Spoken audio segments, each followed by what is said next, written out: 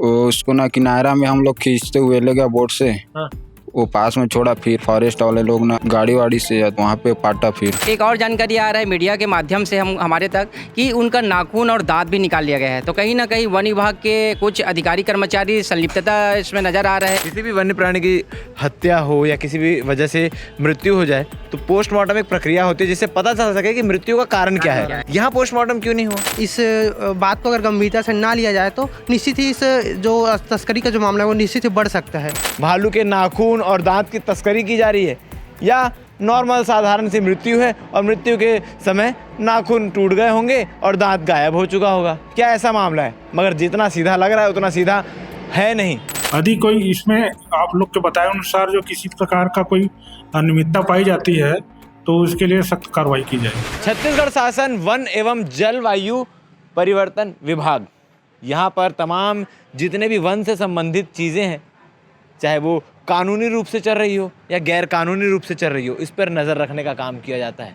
आपको बता दूं कि बालोद में 24 फरवरी को एक घटना होती है जहां पर नदी में एक भालू का शव मिलता है, मगर उसके बाद ऐसी कुछ घटनाएं हो जाती है जिसे मीडिया में भी उछालने की ज़रूरत पड़ जाती है। आपको बता दूं कि जब शव मिलता है तो बिना किसी उच्च अधिकारी के जानकारी के शव को दफना दिया जाता है और गाँव वालों के माध्यम से जो सूचना मिलती है उस सूचना के अनुसार कई सारी ऐसी चीज़ें हैं जो संदेह की ओर इशारा कर रही है, तस्करी की ओर इशारा कर रही है। लोग बताते हैं कि भालू के दांत गायब थे, हाथ के नाखून गायब थे।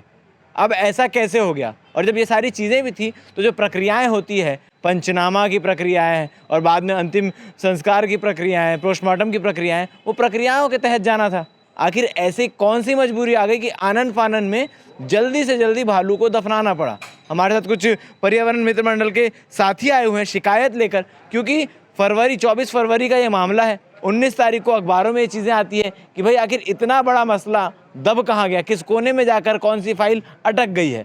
तो मित्र मंडल के लोग हैं आज यहाँ शिकायत करने आए हैं और सब जाँच रिपोर्ट मांगने आए हैं कि भैया जो 24 फरवरी को चीज़ें हुई उसमें पंचनामा पोस्टमार्टम क्यों नहीं हुआ, इसका जवाब मांगने के लिए इनसे बातचीत करते हैं। भैया नमस्कार।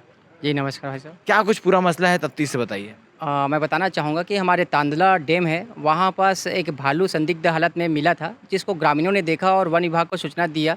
वन विभाग के कुछ अधिकारी वहाँ पास गए और उसको दफन कर दिए हैं और उसके बाद पानी से निकाल के सीधा दफन कर? हाँ, दफन कर दिए हैं। उसके बाद में जब 24-25 दिनों के बाद में फिर मीडिया में बात आता है कि भालू का पोस्टमार्टम और ये रिपोर्ट क्या हुआ, तो उनके द्वारा डीएफओ साहब बोलते हैं कि हमको इसके बारे में कोई जानकारी नहीं है। आप बताएं तो हमको पता चल रहा है। एक जिम्मेदार अधिकारी को ये जानकारी नहीं है। अच्छा, मतलब डीएफओ को यही जानकारी नहीं है कि कोई भालू का शव भी मिला था? हाँ, भालू का शव मिला है। हमारा कहना ये है कि जब कोई भी वन्य जीव संरक्षण अधिनियम 1972 के तहत कोई भी अगर संरक्षण की बात आता है तो उसमें अगर कोई भी पशु या कोई वन्य प्राणी खत्म होता है तो उसको बेकायदा पंचनामा होता है, पोस्टमार्टम होता है और पोस्टमार्टम होने के बाद में उसको जलाया जाता है। लेकिन एक और जानकारी आ रहा है मीडिया के माध्यम से हमारे तक कि उनका नाखून और दांत भी निकाल लिया गया है। तो कहीं ना कहीं वन विभाग के कुछ अधिकारी कर्मचारी संलिप्तता इसमें नज़र आ रहा है कि तस्करी करने के लिए इस तरह से नाखून और दांत निकाले हैं। तो हम लोग आज सीसीएफ साहब से मिलने के लिए आए थे। सीसीएफ साहब से मुलाकात तो नहीं हो पाया, लेकिन हमने भालू के दांत और नाखून की तस्करी होती है? अब वन विभाग ही बता सकती है क्योंकि वन्य प्राणी है तो महंगे चीज़ मिलते हैं, जैसे हाथी का दांत, ये सब चीज़ें तो तस्करी होता है। तो हो सकता है भालू का दांत और ये भी कीमती चीज़ें हैं तो तस्करी हो सकता है। तो अभी आप लोगों ने मुलाकात की सर से, क्या कहा है सर ने? सीसीएफ साहब तो नहीं है, उनके बड़े बाबू से मुलाकात हुआ है। बड़े बाबू ने आश्वासन दिया है कि मैं इस हमारे जो मांग है उसको निष्पक्ष जांच करने की मांग करने के लिए आए हुए हैं। हम लोग अलग अलग जिले से आए हैं, धमतरी से आए हैं, भिलाई से, दुर्ग से और बालोद से आए हुए हैं हम लोग। किसी भी वन्य प्राणी की हत्या हो या किसी भी वजह से मृत्यु हो जाए तो पोस्टमार्टम एक प्रक्रिया होती है जिससे पता चल सके कि मृत्यु का कारण क्या है। भाई कुछ खाने से खत्म हो गया, किसी के मारने से खत्म हो गया, या कोई भी, या गांव वालों ने जहर दे दिया, तमाम चीज़ें कारण का पता किया जाता है ताकि आगे जो चीज़ें हैं उसको सुधारी जा सके। यहाँ पोस्टमार्टम क्यों नहीं हुआ? अब ये वन विभाग वाले ही बता पाएंगे क्योंकि उसका इरादा क्या है। हमको तो ये भी लग रहा है कि कहीं ना कहीं भालू को वही लोग मारे होंगे, तभी तो ये इस तरह से साक्ष्य छुपाने के लिए। अगर तस्करी की चीज़ें पुष्टि हो जाती है तो साफ तौर पर ये दिख जाएगा कि हत्या की गई है, ताकि तस्करी की जा सके। हाँ, वही है, तस्करी करने के उद्देश्य से किया होगा, तभी तो साक्ष्य छुपाने का कोशिश कर रहे हैं। पोस्टमार्टम नहीं करवा रहे हैं, पंचनामा नहीं करवा रहे हैं, ना उसका शव को दफन किए हैं। तो कहीं ना कहीं आज के दिन अगर ये चीज़ें दब जाती है कि भाई भालू का क्या हुआ, एक जानवर ही तो है, लोग इस बात को भूल जाते हैं। तो आने वाले समय में ऐसा हो सकता है कि ये चीज़ें एक बड़ा कारोबार बन जाए, लगातार ये चीज़ें होती जाए।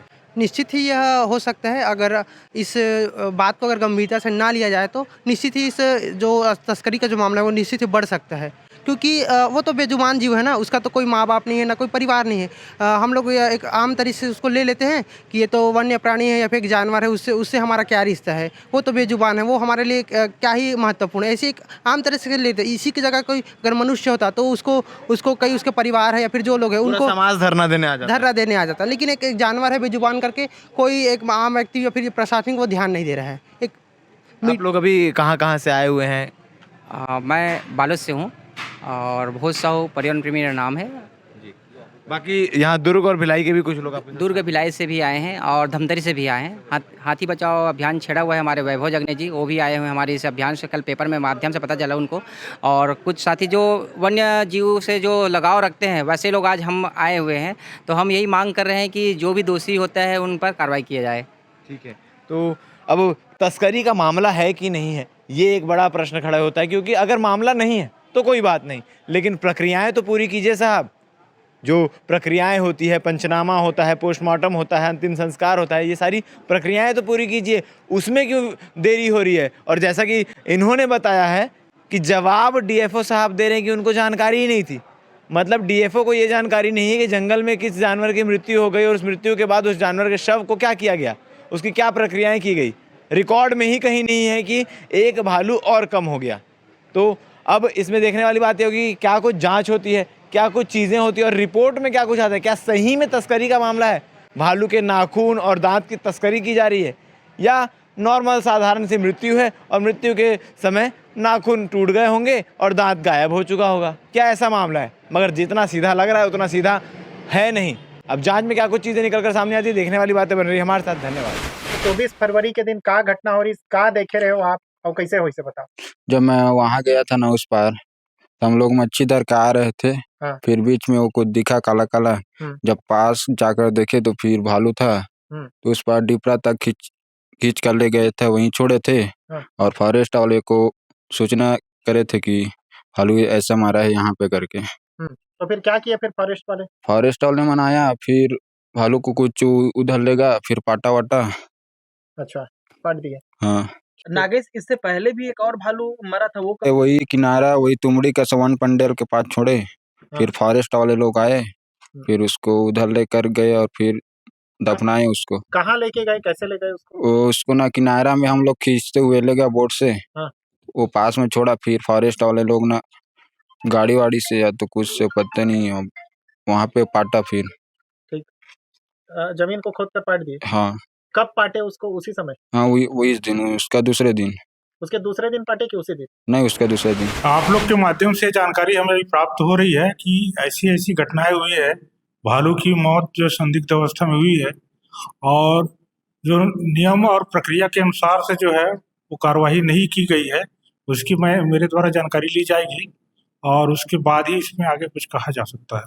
सर, अमूमन अगर किसी वन्य प्राणी की मौत होती है तो सर प्रक्रिया क्या होती है सर, उसकी शुरुआत से लेकर आखिर तक? प्रक्रिया के अंतर्गत तो किसी वन्य प्राणी की मौत होने पर उसको जो है प्रारंभिक तौर पे उसका पंचनामा तैयार किया जाता है, उसकी जब्ती बनाया जाता है। उसके बाद उसका पशु चिकित्सक को जो सूचना दी जाती है वो उनके द्वारा जो है पशु का पोस्टमार्टम किया जाता है और उसके बाद फिर जो है विभागीय जो प्रक्रिया अनुसार वो दफनाने के या जलाने की कार्रवाई की जाती है।